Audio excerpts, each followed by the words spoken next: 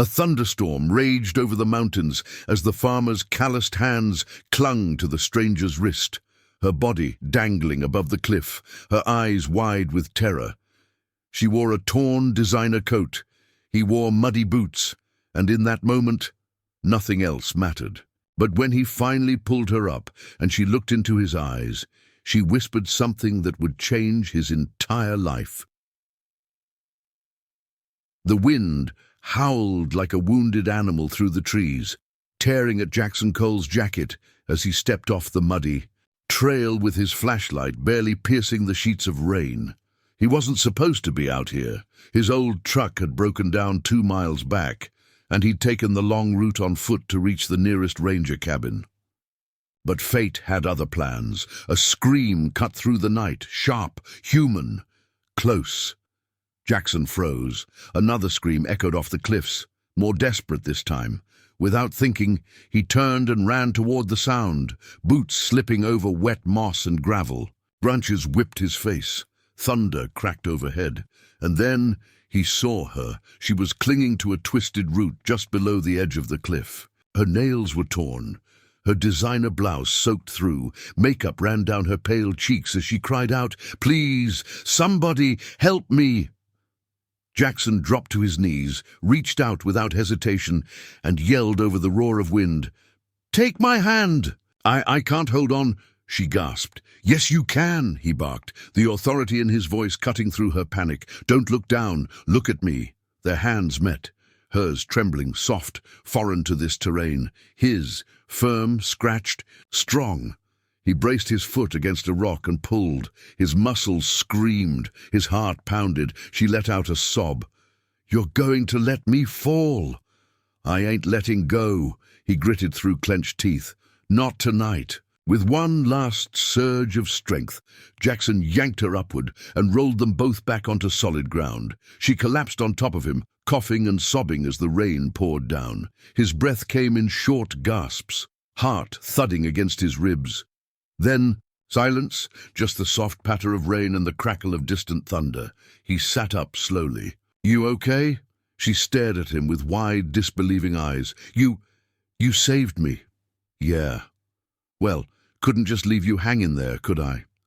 That's when he noticed the diamond bracelet around her wrist, the subtle logo on her jacket, the car keys from a luxury brand clutched in her fist. She was no hiker, no lost tourist. She was someone important, and yet out here in the mud, she was just another soul clinging to life. "Who are you?" he asked, breathless. The woman coughed and whispered, "My name is Alina Prescott, and you have no idea what you just did." Jackson threw his flannel shirt over Alina's shivering shoulders as they trudged through the forest trail. Her designer boots were ruined. Her soaked pants clung to her like regret, and every few steps she stumbled. But he never let her fall again.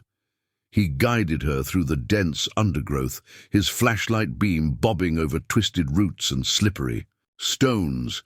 Finally, after nearly an hour of silence broken only by panting breaths, they reached the ranger cabin, an old, forgotten shelter with a rusty lock and a creaky door. Jackson pushed it open and gestured her inside. "It ain't the Ritz," he muttered, "but it's dry." Alina stumbled in, hugging herself, lips trembling. The storm continued to batter the world outside, but in that cabin the silence was thick with questions. She looked at him. Really looked this time. His jeans were caked with dirt. His face was sun-worn and stubbled. There were calluses on his, and scars along his forearms. This man wasn't just some hiker. "You live around here?" she asked softly. "About 7 miles west," he replied, setting wood in the old stove. "Grew up on the land, still work it." "You're a farmer?" He nodded once, striking a match. Alina swallowed. "Then what were you doing all the way out there?" "Truck broke down. I was on foot." He lit the fire and sat back on his heels. "Lucky for you, I guess." She flinched. "No, I wasn't supposed to be there. That trail, it wasn't even marked." Jackson frowned. "So what were you doing out there?" Alina looked away, as if the answer tasted bitter. "My driver dropped me at the lodge this morning for a private getaway. I needed space. I didn't. And tell anyone I'd go hiking alone. That's stupid, he said bluntly, not unkindly. Storm like this? Those cliffs aren't forgiving. I know. Her voice cracked. There was a pause. Then her gaze lifted to meet his again, filled with something deeper, something bruised and raw. Do you always risk your life for strangers? Jackson rubbed the back of his neck. No, but I couldn't just let you fall. A tear rolled down her cheek. Nobody's ever caught me like that. Silence returned, the kind of silence that hums with something unspoken. She sat closer to the fire, warming her hands. He watched her without speaking. That's when Alina said something strange. You don't recognize me, do you? Jackson blinked. Should I? She laughed softly, hollow and bitter. Of course not. People like you don't waste time watching morning financial news or business channels. He raised an eyebrow. I'm Alina Prescott, she said, slower now. CEO of Prescott International, one of the largest real estate developers on the West Coast. Worth over $4 billion, at least last time Forbes updated the list. Jackson stared. The woman whose life he saved wasn't just wealthy. She was the Alina Prescott. He let that sink in. Then said quietly, Doesn't matter who you are up there. Cliffs don't care, and neither did he. But that's when something shifted in her eyes, a flicker of something dangerous, or maybe powerful. She looked at him like he'd just thrown a wrench into everything she thought she knew, because he didn't ask for money, didn't try to impress her, didn't even care who she was. He just saved her, and in her world, that was the rarest currency of all. By the time dawn broke over the soaked treetops, the storm had passed, but something heavier still lingered inside that cabin. Alina had fallen asleep on the floor, wrapped in a wool blanket, her damp hair clinging to her cheeks. Jackson sat on an old wooden chair, elbows on knees, staring into the soft orange glow of the dying fire. She looked nothing like the kind of woman who lived on headlines and billion-dollar deals. Here, she was just a fragile shadow curled against the cold. He didn't wake her when the sun peeked through the clouds. Instead, he stepped outside, letting the fresh mountain air fill his lungs. His mind wandered. He didn't know why saving her had felt different. He'd pulled trapped calves from rivers and patched up wounded strangers before. But this woman carried something heavy inside her, and whatever it was eating her alive. When he came back inside, she was awake, sitting silently, watching him. You stayed up all night, she said. He shrugged. Didn't feel right sleeping with a guest half frozen on the floor. Alina cracked a smile for the first time, a real one. It faded quickly, though, replaced by something more somber. You don't want to know how I ended up out there, she asked. I figure if you want me to know, you'll tell me. She stared at the wall. I fired someone yesterday, a man who worked for my company for 12 years. He begged me to reconsider, said he had 2 kids, said he'd do anything to keep his job. But he was underperforming, and I didn't have time for second chances. Her voice was low, haunted. The board loved it, thought I was decisive. But when I got home, I looked at myself in the mirror and didn't recognize the person I'd become. Jackson listened, arms crossed, so I drove up here. No bodyguards, no meetings, just me and silence. She let out a bitter laugh. I thought I'd find peace. Instead, I found a cliff. There was no pity in Jackson's eyes, only quiet understanding. He said softly, Sometimes you gotta fall before you realize how far you've drifted. She looked at him sharply, like the words had slapped her. You ever been through something like that? He nodded once, slowly. Lost my wife 3 years ago, cancer, took every dollar we had. By the end, I wasn't just broke. I was bitter, mean, shut the world out, stopped talking to my brothers, stopped going to church. Figured the world didn't give a damn, so why should I? She blinked, stunned. How did you come back? I didn't. Not all the way, he admitted, voice raw. But one day this stray dog showed up on the porch, looked half dead. I was going to chase it off. But something in its eyes... He exhaled. Something made me stop. I fed it. Next day, it brought me a dead squirrel. I buried that squirrel under the old oak and laughed for the first time in months. Alina tilted her head. A dead squirrel brought you back to life? Jackson grinned faintly. Maybe. Or maybe it was the reminder that even in pain, we still got choices. For a moment, neither spoke. The only sound was the fire crackling low. Then Alina said, "Nobody's talked to me like this in years. I forgot what honesty felt like." She stood slowly and crossed to the stove. "Can I help you make coffee?" He looked at her. This billionaire, woman who just 24 hours ago might have fired someone for saying the wrong word, now fumbling awkwardly with a tin kettle in a rustic cabin. "You ever made coffee the old-fashioned way?" he asked. "Nope," she smiled, "but I'm ready to learn."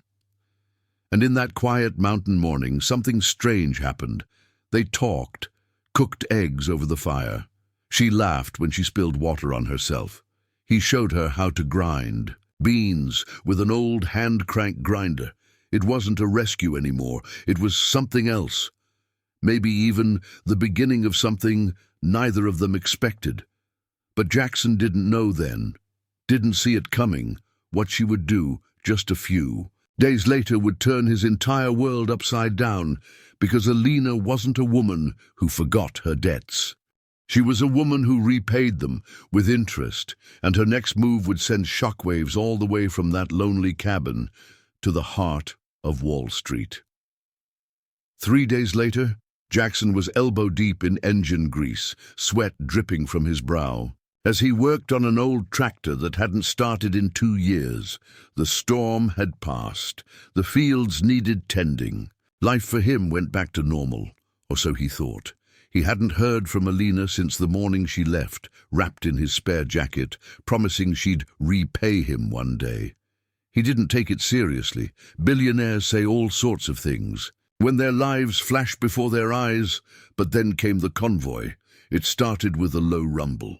A sound no one in this quiet Montana valley ever heard outside of a parade or a funeral. Jackson stood up, wiped his hands on his shirt, and walked outside. 3 matte black SUVs rolled up his gravel drive, followed by a sleek Rolls-Royce Ghost. That looked absurd against the backdrop of broken fences and hay bales.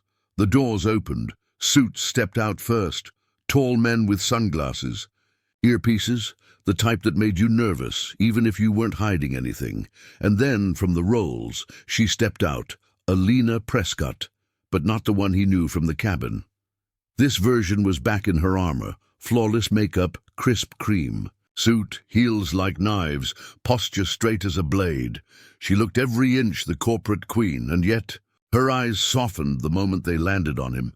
Jackson stood in stunned silence, still holding a wrench. "Thought you said you weren't sending a helicopter," he muttered. "I didn't," Alina smirked. "I sent a motorcade." She walked toward him, ignoring the stunned farmhands staring from the barn. "You didn't call," he said. "You didn't ask for anything." Jackson shrugged. "Didn't save you for a reward." "I know," she said quietly. "That's why I'm here." The next hour was surreal. Her team walked the land, snapping photos, taking measurements, discussing logistics like they were scouting the next luxury development. Jackson watched, increasingly confused and borderline annoyed, until finally he had enough. He pulled Alina aside near the barn. "All right, enough. What are you doing here?" She looked at him, not like a CEO, not like a stranger, like someone who owed a debt she could never quite explain. "I Googled you," she said. Jackson frowned. "That's supposed to impress me? I read about the foreclosure threat on your land, the medical bills still in your late wife's name, the liens, the debt. You're hanging on by a thread, Jackson." He flinched. "That ain't your business." "You made me your business when you risked your life to save mine," she said, her voice rising for the first time. "You didn't ask who I was. You didn't care what I was worth. You just pulled me out of a cliff with your bare hands, and then you gave me coffee and silence and dignity." Jackson said nothing. "So yes," she continued, "I came here to repay you, but not with a check. I'm not handing you money, like you're some stray dog I adopted." "Then what are you doing?" he asked tightly. "I'm buying your land." His fists clenched. "Excuse me, I'm buying it," she said calmly. "Every acre. But you're not going anywhere. You stay, you run the place. I'm just putting it under my protection. The bank won't come near it. Nobody will. And you'll have the funds to rebuild properly, with irrigation, machinery, livestock." Jackson stared at her, heart pounding. "That's not charity," she added. "It's partnership. You give me the land. I give you freedom." He paced, jaw tight. "You don't even know what this place means to me." "I do, because you saved me without knowing who I was. And that means this land raised someone rare, someone I want to invest in." The word invest made his blood boil. "This ain't no startup," he snapped. "This is my home, my family's legacy. My wife's grave is under that oak tree you parked next to." Alina's expression shifted instantly. She glanced toward the tree, eyes wet. "I didn't know. I'm sorry." Silence fell. Then she whispered, "Then let me protect what she left behind. Let me do something right for once." He didn't speak, didn't move. His mind raced with 1,000 thoughts. Pride, pain, grief, fear of being bought. But above all, there was this quiet, undeniable truth. He trusted her. Even now, because he'd seen the woman without the armor, and maybe she had everything, money, status, power, but deep down, she was still the woman hanging off a cliff, desperate for someone to hold on to her. He exhaled slowly. "You really gonna do this?" She stepped closer. "I already have. The documents are in the car, but I won't sign if you don't want me to." He didn't answer right away. Instead, he looked at her, not the CEO, but the person underneath, and said, "Then you stay for dinner tonight. And you eat with my crew. No suits, no limos, just firewood, cornbread, and whatever stew we got." Alina smiled. "For you?" she said. "I'll even wash the dishes." And just like that, the world shifted again, not through thunder or rain, but through quiet warmth, human connection, and the first fragile promise of something more. That night, the cabin glowed with the amber light of lanterns. Smoke curled gently from the chimney, mingling with the scent of stew and cornbread. The long wooden table was filled with workers from nearby farms, Jackson's 2 elderly neighbors, and even a pair of kids from the next ranch over who always came by when dinner smelled right. They weren't used to guests in white silk blouses. Alina sat beside Jackson in jeans and a flannel he had loaned her. She looked completely out of place, and yet completely at home. Her hair was tied up messily. Her hands, for the first time in years, smelled like garlic and potatoes. She stirred the stew. She set the table. She laughed when the kids asked if she was Jackson's new girlfriend, her cheeks blushing like they hadn't in decades. And when dinner ended, she did wash the dishes. By hand. With soap. While humming something he couldn't place. Later, under the moonlight, they sat on the porch in silence. She looked over at him, her eyes softer than ever. "I don't think I've ever been this calm," she said. "You're welcome to stay," Jackson replied. "Not forever, just until you figure out what that calm is worth." She looked down at her hands. "You think I lost myself in all of that? My business, my power?" He didn't. "Answer right away, then. I think somewhere along the way you traded peace for control. You forgot what it's like to be held by something you didn't own." The words stunned her, not because they hurt, but because they were true. Alina leaned against the porch post and said quietly, "What if I told you I want both?" Jackson chuckled. "Then you better learn how to walk that line barefoot, darling, 'cause you ain't gonna do it in heels." 3 weeks later, the media storm was unlike anything anyone expected.